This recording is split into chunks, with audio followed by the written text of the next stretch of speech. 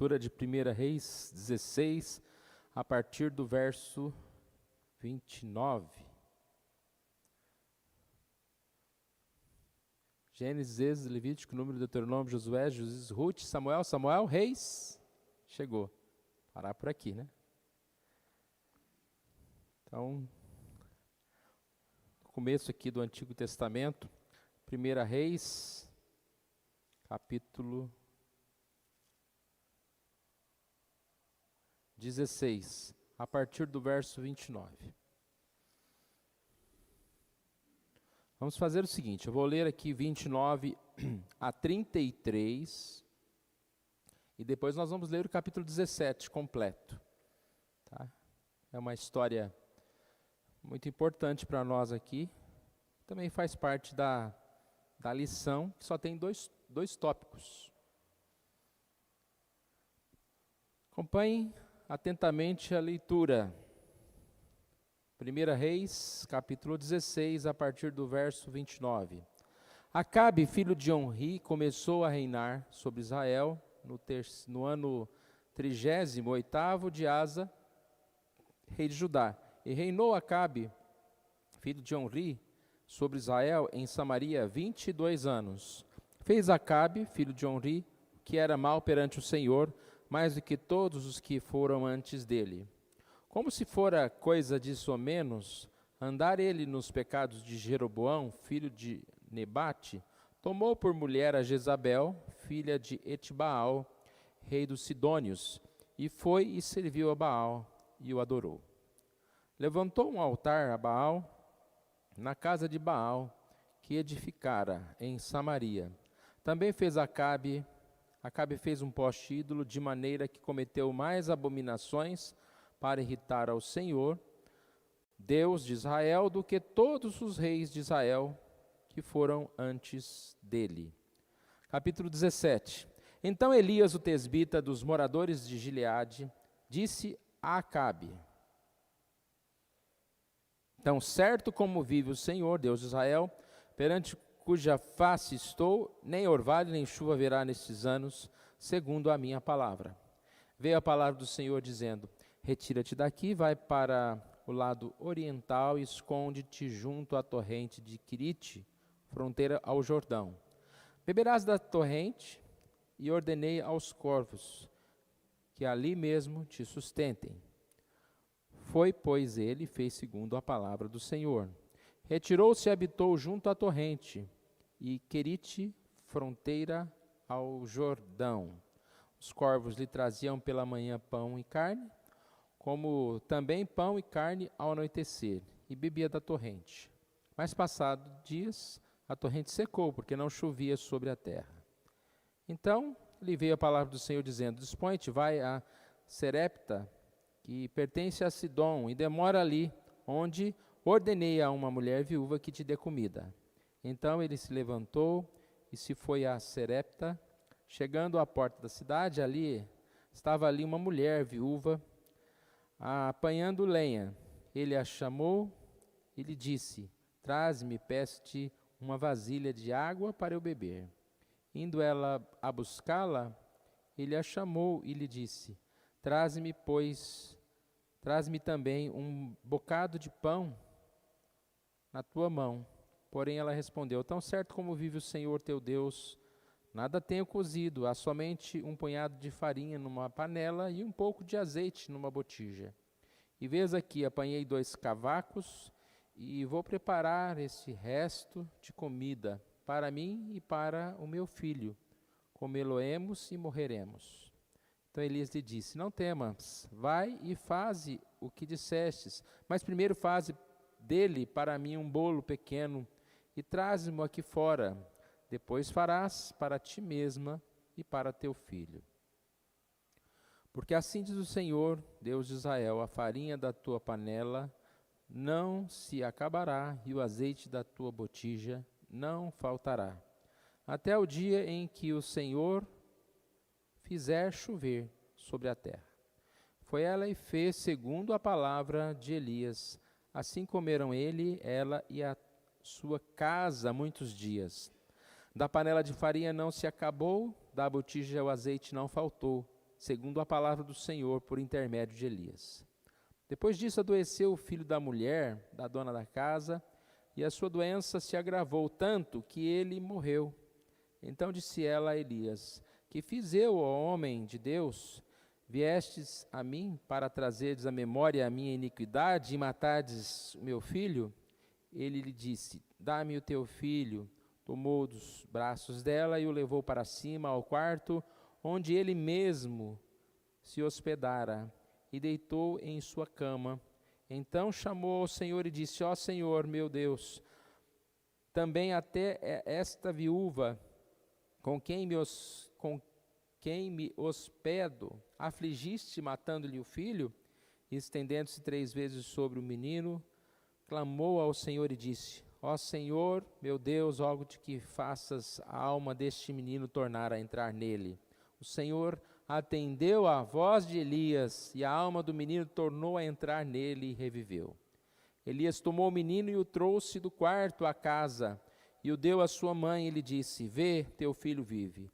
Então a mulher disse a Elias: Nisto conheço agora que tu és homem de Deus, e que a palavra do Senhor na tua boca é verdade. É uma das passagens aqui do Antigo Testamento, né, que expressam esse grande poder de Deus, a força de Deus, num tempo de angústia, num tempo de dificuldades em que o povo estava vivendo. A gente está falando agora desde de manhã, né, sobre as necessidades, os problemas e a necessidade da fé. Mas a fé, para que ela realmente seja verdadeira, ela precisa ser provada. E ela é mais provada nos tempos da dificuldade, no tempo da escassez, dos desertos. E a gente percebe que esse texto é um exemplo muito claro disto. E nós vamos perceber que Deus é um Deus presente e provedor. Esse é o tema da nossa lição. Deus presente e provedor. É um Deus que está conosco e nos sustenta com a sua mão.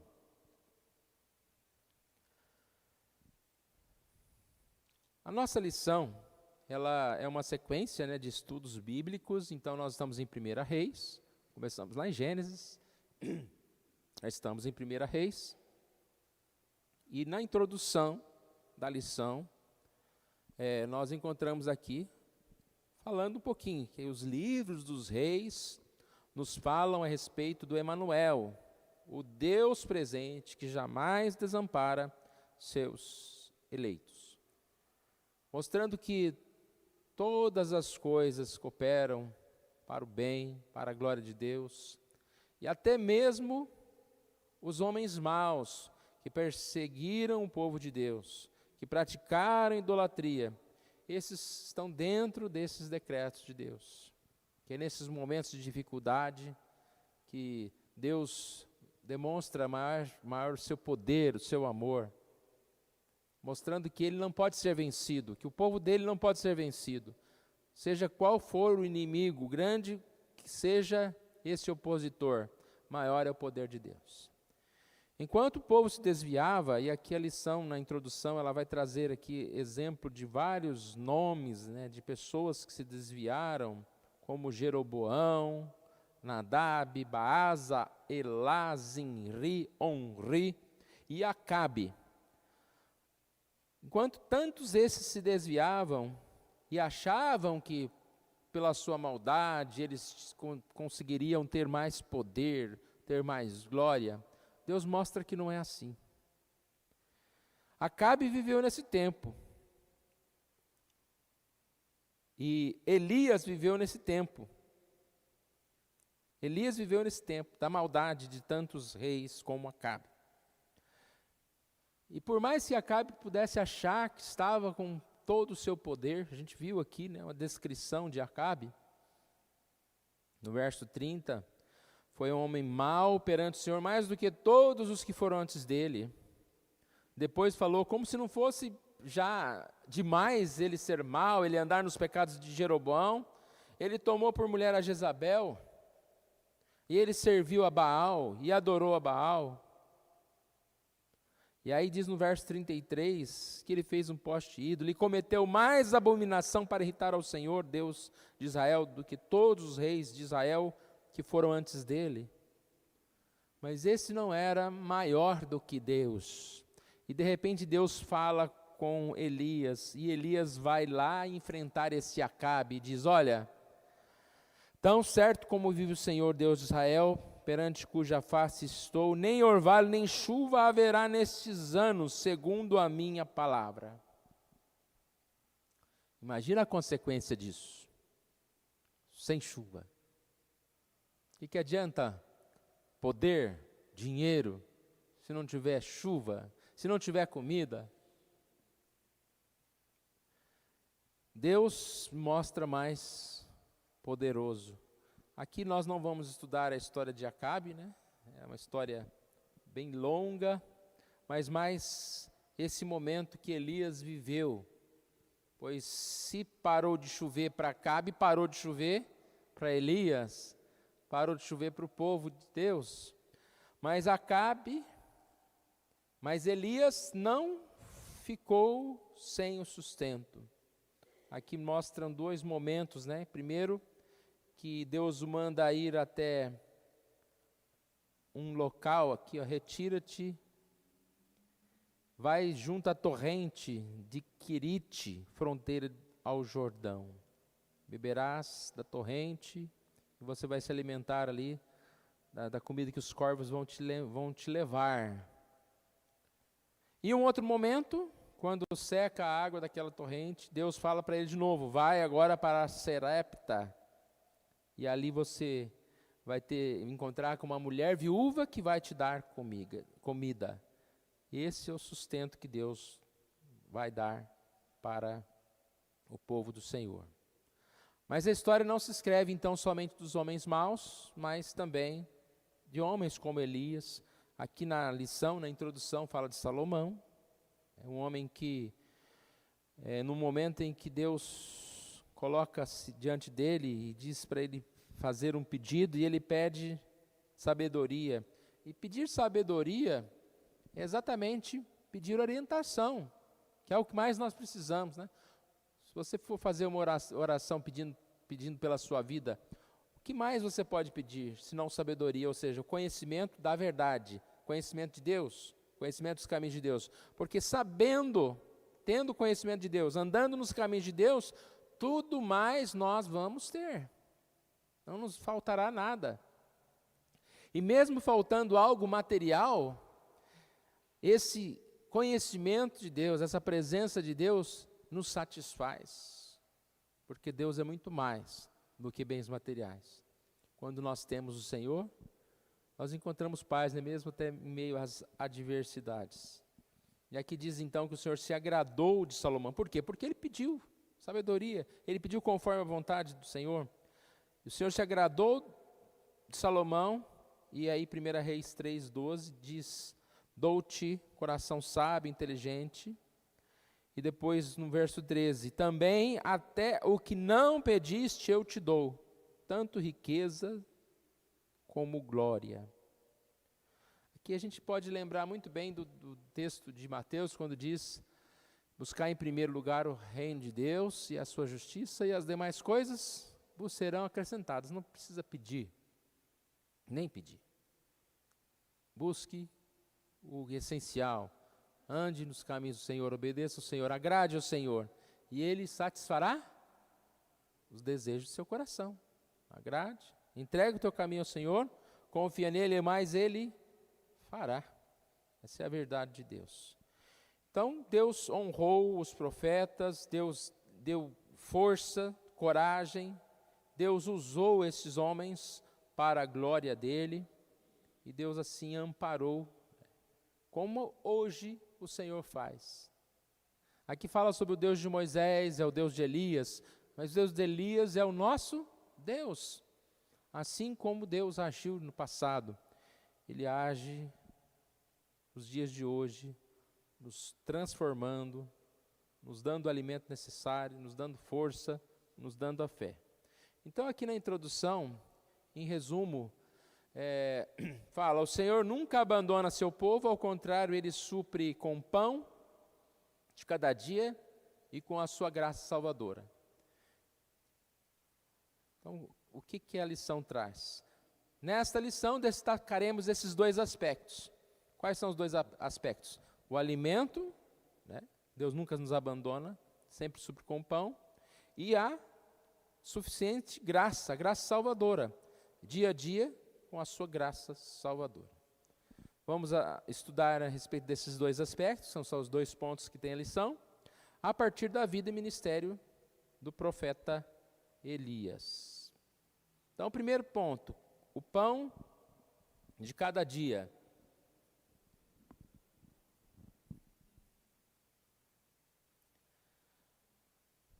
Repetindo um pouco a mensagem que falamos há pouco na devocional, né?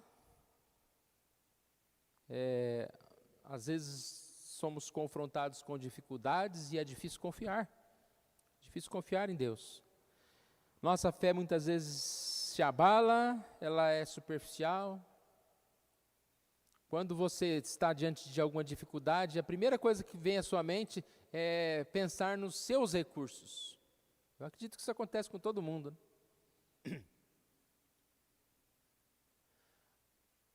E aí nós vamos orar, mas a primeira coisa que nós deveríamos fazer é sempre orar, diante de qualquer dificuldade. Os nossos recursos também vêm de Deus, como eu falei há pouco. Então, enfrentando, seja enfermidades, crises familiares, falta de emprego, nós devemos entender que o Senhor é quem nos sustenta. Não ser levados ao medo, ao pecado ou à murmuração, como diz aqui na lição, né? Recobrando aqui a lembrança do povo que murmurava contra Moisés, Êxodo 16, 3.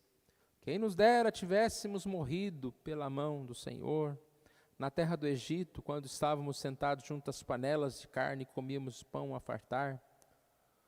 Pois trouxeste a este deserto para matar de fome toda esta multidão. Então, a murmuração é algo sério, né? Você pede tanto a Deus: Senhor, me dá um emprego, aí dá um emprego, e depois está reclamando do emprego. Dá um casamento, depois está casado, que antes não tivesse casado, né? Porque esses problemas que eu estou enfrentando. Então, a murmuração é algo terrível na nossa vida. E nela nós nos comportamos como nécios, né? Como ignorantes e como alguém que tem falta de fé. Toda essa murmuração é uma reclamação como se Deus tivesse nos abandonado, né? E Deus não nos abandona, até mesmo quando nós nos comportamos mal, como o povo aqui, que murmurou. Deus não abandonou esse povo, mas providenciou alimento, providenciou água, cuidou deles. Assim Deus faz conosco, porque nós não somos perfeitos, nós somos medrosos, nós reclamamos, mas Deus está nos sustentando. E Deus assim nos dá força. Ainda na introdução, né, uma introdução bem longa aqui. Não, introdução não, irmãos, desculpa. O ponto 1 aqui, né? Eu voltei lá para a introdução. Aqui no ponto 1, traz uma passagem, né, de João capítulo 6, da multiplicação dos pães, que será a nossa próxima mensagem. Nós vamos dar uma pausa aí algumas semanas, depois nós vamos voltar ao estudo de João. É o nosso próximo estudo, João 6, a multiplicação dos pães. E aqui é o exemplo mais aqui, mostrando como que Deus pode suprir as necessidades com o pão de cada dia. E mais uma vez, para ficar evidente que é o poder de Deus, aqui é colocada uma situação impossível. Uma situação impossível quando num lugar deserto, uma multidão, lá de cerca de 20 mil pessoas, contando mulheres, crianças e mais, vão se alimentar do quê? Os discípulos falam: vamos parar com essa conferência aqui, Senhor, disperse esse povo, cada um vai para uma aldeia e tenta achar comida. É a solução mais lógica. E o Senhor fala, mas o que nós vamos dar para eles? Ou seja, dizendo, não, vamos continuar aqui juntos. E o que nós vamos dar para eles? Tem uns pãozinhos, peixinhos ali, né? 5 pães, 2 peixinhos. E aí nós percebemos que aquilo que não era nada foi o grande milagre, né?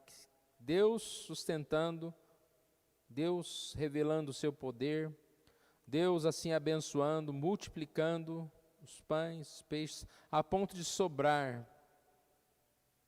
O que Jesus está mostrando? Ele é o pão da vida, Ele nos dá o sustento.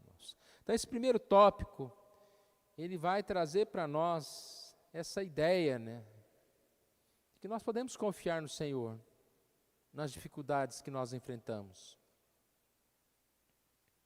Precisamos confiar no Senhor, irmãos, porque quando nós começamos a confiar em nós mesmos, tem muita gente aí que confia em si mesmo. Não, eu dou conta, eu resolvo. É problema financeiro, eu sei fazer dinheiro. É problema disso, eu conheço os melhores médicos. Deus não quer que nós sejamos o autossuficiente, é o que resolve todas as coisas. Mas que confie em Deus em todas as coisas, em todas as situações, até naquelas que nós mesmos acreditamos que podemos resolver. Porque a estabilidade está no Senhor, não está em nós mesmos. E aí a gente chega então ao exemplo aqui. Elias vivia em um tempo de fome. No encontro dele com a viúva. 1 Reis 17, verso 9. Dispõe-te, vai a Serepta, que pertence a Sidom, e demora-te ali, onde ordenei a uma viúva que te dê comida. Mais uma vez, ele precisa confiar no Senhor. E ele demonstra muito confiança no Senhor. Primeiro, para ter coragem de enfrentar o Acabe e falar, né? Não vai chover. Depois, para ser alimentado ali por corvos.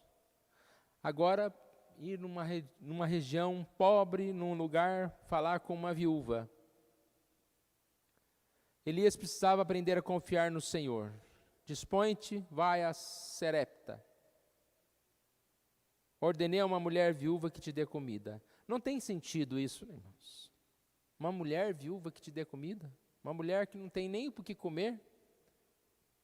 Não é os gospel de hoje, né? Vai lá para Miami que eu vou mandar um empresário muito rico fazer você abrir uma igreja, né? Não, é diferente. Vai lá para um lugar deserto, onde não tem nada, e ali eu vou arrumar uma pessoa muito pobre que não tem nada, e ela vai te dar comida, e ela vai te dar alimento.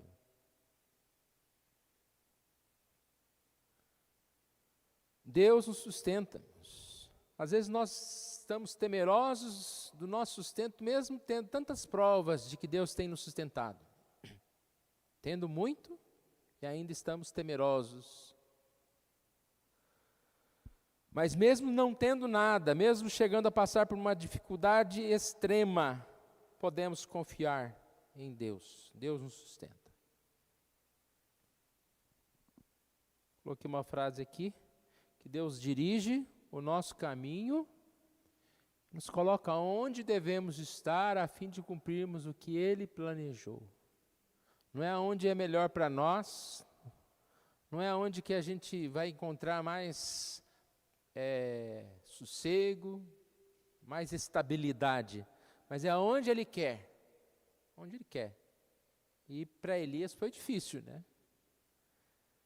Elias vai seguindo mesmo o chamado de Deus, e o chamado de Deus o leva para uma situação muito difícil. O que a viúva diz para ele? Eu não tenho senão um pouquinho de azeite e um punhado de farinha, e é para mim e para o meu filho. Nós vamos até comer uma última refeição e depois nós vamos morrer de fome. A situação dela era grave. Mas Elias ainda insiste. não temas, não temas. Por que Deus escolheu essa viúva? Nós sabemos que Deus escolheu essa viúva, porque nós encontramos nela também confiança. Ela simplesmente poderia ter expulsado esse profeta. Mas Elias insiste e diz no versículo 13, não temas, faze para mim um bolo.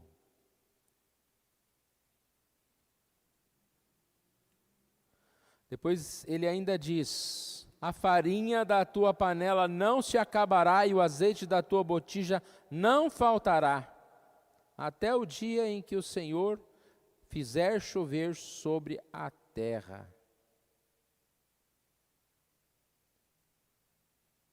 Essa mensagem tocou no coração dela. O versículo 15 diz, foi ela e fez, segundo a palavra de Elias. Foi ela e fez. Não temas.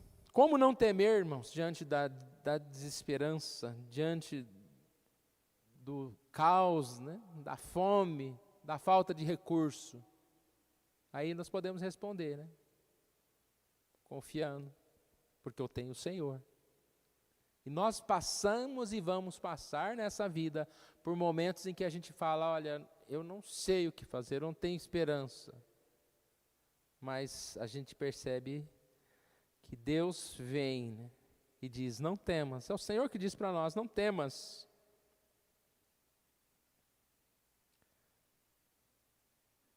Como seguir adiante, se o que se vê é apenas escuridão? A resposta está na certeza da fé, que olha não para as coisas ao redor, mas para a promessa da palavra de Deus. Então, essa aqui é uma frase da revista, e é muito, muito especial aqui, né? Como seguir adiante, se o que a gente vê é apenas escuridão? Não olhando para as coisas ao redor, para as circunstâncias, mas para a promessa da palavra de Deus.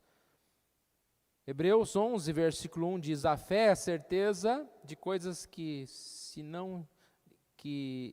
esperam, que não se esperam. A fé é a certeza de coisas que não se esperam, e a convicção de fatos que se não veem. Como ter certeza de algo que eu não espero, né? Eu não espero, ou seja, o que eu vejo é a derrota. Eu não espero a vitória, mas eu tenho certeza que eu vou ter a vitória. Às vezes a gente olha para a nossa vida e imagina o que eu vejo quando eu olho para mim. Eu vejo a derrota, eu vejo que eu estou sem esperança, mas quando eu não olho para mim, e eu olho para a fé, eu olho para Deus, para as promessas de Deus, o que eu vejo? Eu vejo a certeza, eu vejo esperança, eu vejo que eu vou continuar, que eu vou vencer, que eu vou seguir. Eu tenho convicção de fatos que eu não vejo. Isso é fé. Essa fé foi bem expressa aqui. E aí, segundo a palavra de Elias, ela fez. Fez o quê? Fez a comida aqui. Ó. Comeram ela e a sua casa muitos dias. Versículo 16. Da panela a farinha não se acabou, e da botija o azeite não faltou, segundo a palavra do Senhor, por intermédio de Elias. Nós precisamos crer em Deus, não nas circunstâncias, crer nas promessas, confiar no Senhor. Hebreus 11, 6, aquele que se aproxima de Deus, creia que Ele existe e que se torna galardoador dos que o buscam. Porque se nós falamos que somos próximos de Deus, que temos fé, que somos crentes, como não crer? Aquele que se aproxima de Deus, creia. Creia que Ele existe, que Ele vai fazer. E é por isso que nós nos reunimos. Sabemos que podemos confiar, como Elias sabia que podia confiar. Assim o Senhor cuida e assim o Senhor age mais e mais. Jesus nos ensinou a orar: o pão nosso de cada dia nos dai hoje. Não nos ensinou a viver ansiosos e perguntando: o que comeremos, o que beberemos, com que nos vestiremos? Mas ele disse: ore, o pão nosso de cada dia nos dai hoje. Está vendo a diferença? Ou você pode chegar: o que comer, o que beber, o que eu vou fazer, como eu vou reclamar e perguntar? Ou você ora e diz: Senhor, dá-me o sustento hoje. Eu não sei o que comerei. Se você está pedindo é porque você não sabe. Mas não é para falar: o que eu comerei, o que eu beberei. Não. Senhor, você percebeu que é a mesma coisa? O que comeremos, o que beberemos, só que é diferente a inversão que você fala: Senhor, dá-me o pão hoje. Confiou. E o pão virá. A necessidade será suprida. Quando nós buscamos em primeiro lugar o reino de Deus e a sua justiça, as demais coisas serão acrescentadas. Elias e a viúva creram na providência de Deus, e assim a viúva foi obediente ao Senhor e Deus cumpriu a sua promessa, dando alimento. Quando Deus disse a Elias: vai lá e uma viúva vai te dar alimento, aqui está se cumprindo a palavra do Senhor, porque essa viúva está dando a ele o alimento, né? A fé provada, especialmente quando nos falta recurso. Falei isso, vamos ter que repetir isso várias vezes, né? Principalmente quando nos faltam os recursos, é que a fé é provada. Terminando aqui o ponto 1, na revista, você pode ler aí na sua revista. Deus retira de nós todas as muletas nas quais nos escoramos, a fim de nos mostrar que a única esperança é descansarmos nele e em sua palavra. Alguém quer nos ajudar? Terminamos esse ponto 1. Participar da aula, falar alguma coisa, fazer alguma pergunta? É à vontade.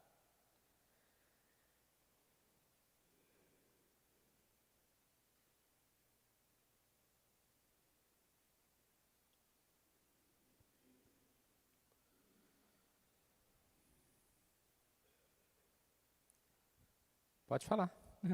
Eu vi, acho que essa semana, uma reflexão com respeito ao confiar. E eu cheguei à conclusão que ele está muito ligado à gratidão. E falou exatamente sobre esses textos, esses dois textos que foram citados. Primeiro, da viúva. A viúva disse que não tinha nada. Só um pouquinho. Então ela tinha um pouco. Confiando na palavra de Elias, ela foi, fez um bolo da metade, imagino eu, e a outra metade ela ficou com ele. E aí a reflexão dizia que gratidão é isso. É saber confiar, mesmo com um pouco.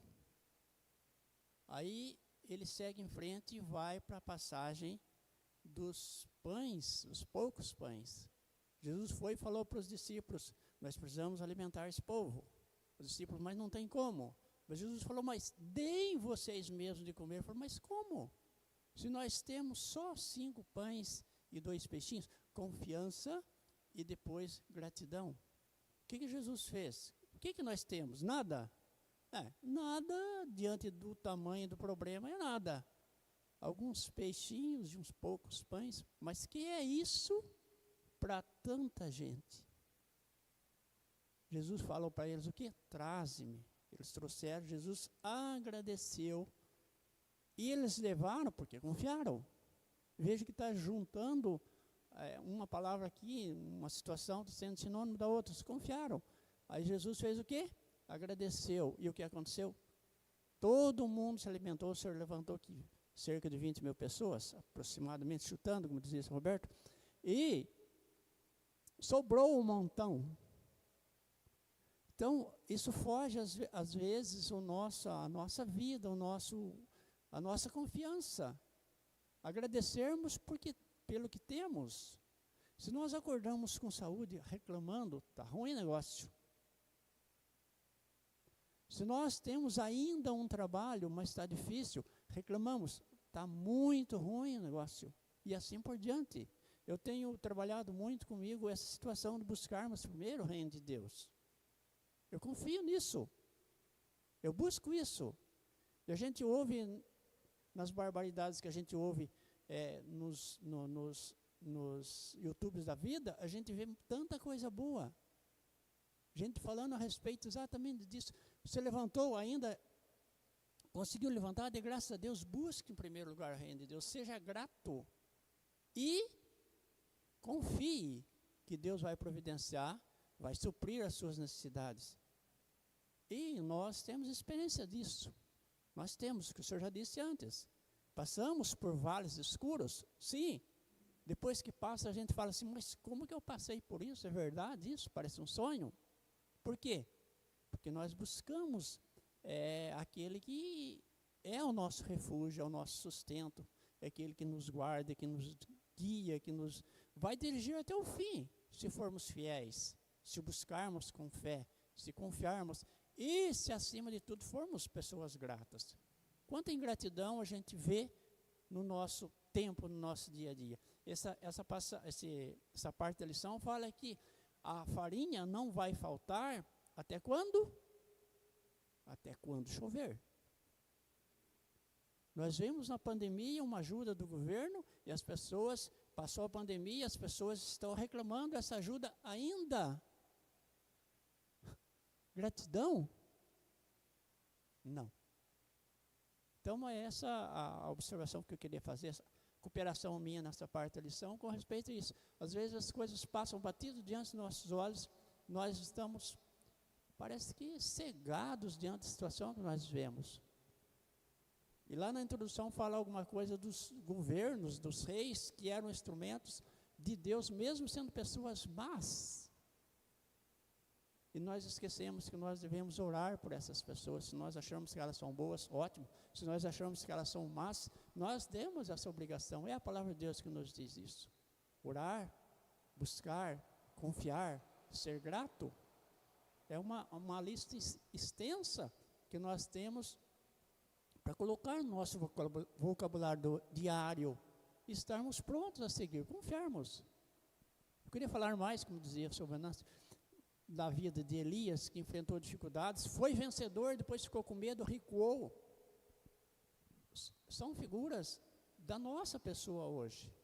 Fomos vitoriosos, depois corremos, se escondemos, vamos para dentro das cavernas da vida. Então, nossa vida é complexa.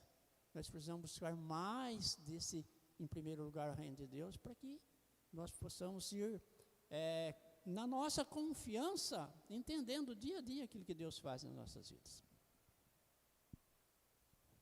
Sim, essa lição é bem prática, né? Acredito que ela toca bem na nossa vida, que a gente vai desse não ter sustento ao ter mais do que o necessário. Isso constantemente, né? Sem fé, a gente não é nada, não tem nada. Mas se nós confiarmos no Senhor, sabemos que nós vamos ter o que é necessário, o recurso necessário, e sempre visando andar no propósito de Deus, né? Seguindo o propósito de Deus. Mas vamos continuar aqui. Ponto 2. O Senhor dispensa sua graça salvadora.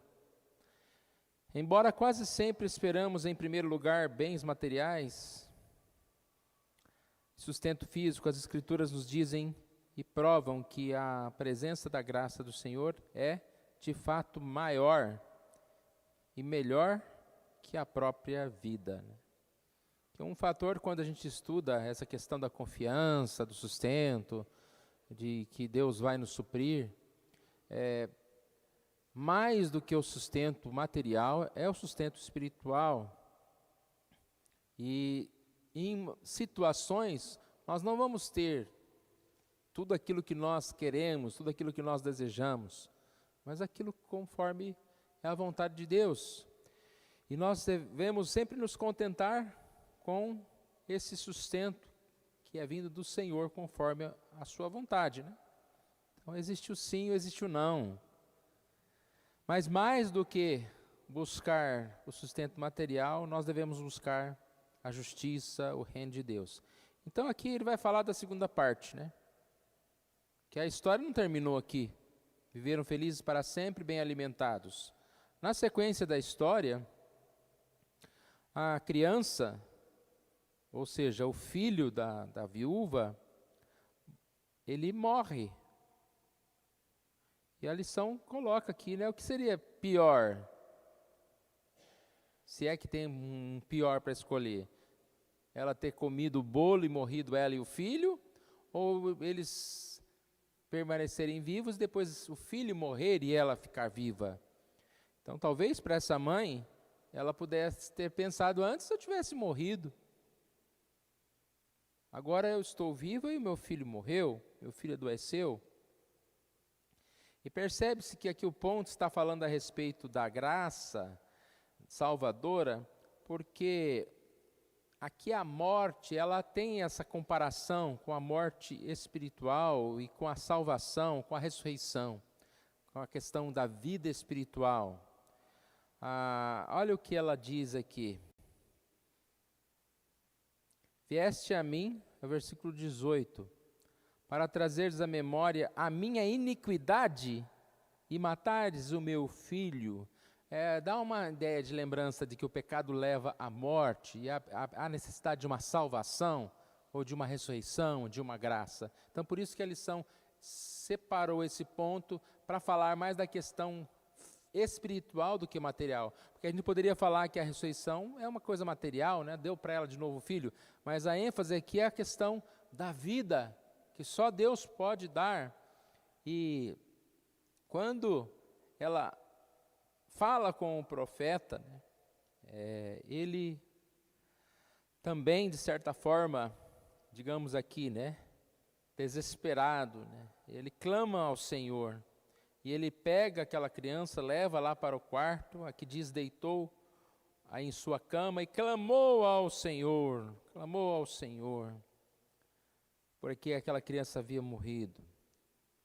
Versículo 21, estendendo-se 3 vezes sobre o menino, clamou ao Senhor e disse, ó Senhor meu Deus, rogo-te que faças a alma deste menino tornar a entrar nele. E o Senhor atendeu a voz de Elias, e a alma do menino tornou a entrar nele e reviveu. Então aqui é um momento muito especial, né? Um milagre grande de Deus em trazer a vida daquele menino. Aquela viúva suspirava a morte, diz aqui na nossa lição. Ela sabia que o salário do pecado era a morte. Perguntou ao profeta, viestes a mim para trazeres à memória a minha iniquidade, matares o meu filho? O profeta lembrou, o dom gratuito de Deus é a vida eterna em Cristo Jesus. Lembrou, essas aqui são palavras de Romanos 6, 23, né? Mas de uma forma, ele traz essas palavras a partir do momento em que o que aconteceu aqui, né? O presente de Deus não foi a morte, foi a vida, trazendo de volta aquela criança. E aí, eu separei aqui mais uma frase. Deus jamais desampara aqueles a quem Ele ama. O Senhor é quem dá vida, respiração e tudo mais. Tudo mais. Deus é quem nos dá a vida, a vitória.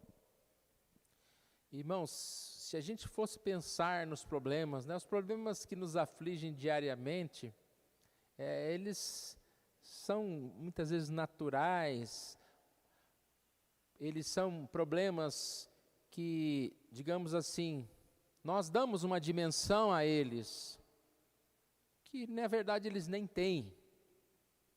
Então, enquanto as coisas que nós reclamamos, que nós sentimos falta, eu não vou nem aqui numerar algumas dessas coisas, mas mais do que qualquer problema material, é a carência da nossa vida espiritual, a nossa alma. Se fosse te perguntar, né, o que você quer?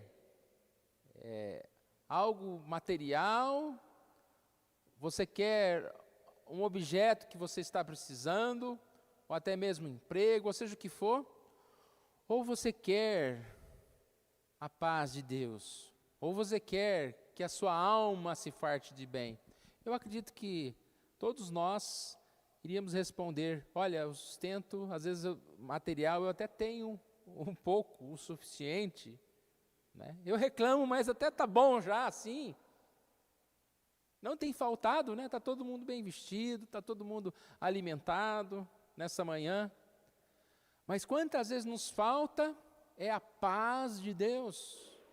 Vivemos em conflitos, problemas emocionais, por que não dizer em conflitos em relação a tentações, a pecado, e nós carecemos dessa ressurreição, dessa vida, desse alimento, dessa cura, mais do que a cura física, no sentido material.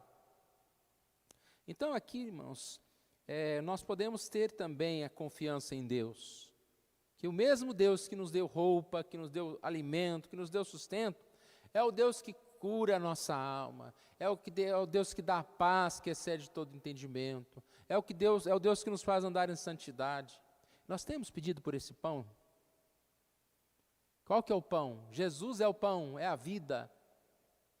Pedir pela vida. É o Deus que ressuscita os mortos, e Ele que dá vida aos mortos espirituais. Ele que nos transporta para as águas de descanso. Que águas de descanso são essas? Senão a gente poder deitar, não perder o sono, a gente poder andar em paz, vir para a igreja. Quantos não vêm para a igreja e a gente fica falando, vem para a igreja, vem para a igreja.